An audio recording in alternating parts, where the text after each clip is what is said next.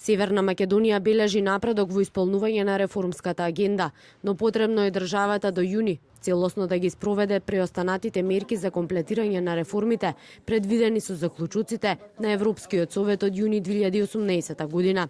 Спогодбата за стабилизација и асоциација останува во сршта на односите меѓу ЕУ и Северна Македонија, се додека земјата не влезе во Европската унија. Ова беше пораката испратена на 15-тиот состанок на Советот за стабилизација и асоциација.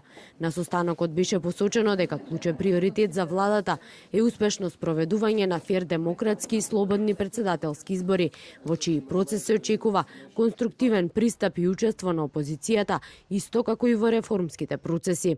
Уверени сме дека имаме силни аргументи кои ќе има возможат на земјите членки на Европската унија да донесат одлука за отварање на преговори во јуни, врз основа на препораката на Европската комисија, за која се надевам ќе биде позитивна и оваа година.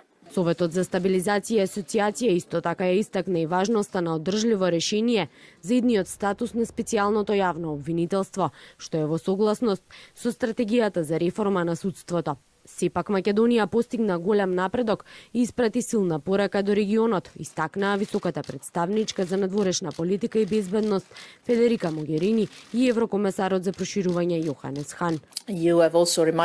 Вие подсетивте дека е возможно да се постигнат историски резултати и да се подобрат односите со соседите истовремено фокусирајќи се на Европската унија и реформската агенда. Да се спроведуваат двете работи заедно е навистина извонредно и мислам дека успеавте да им покажете на сите дека ова е возможно.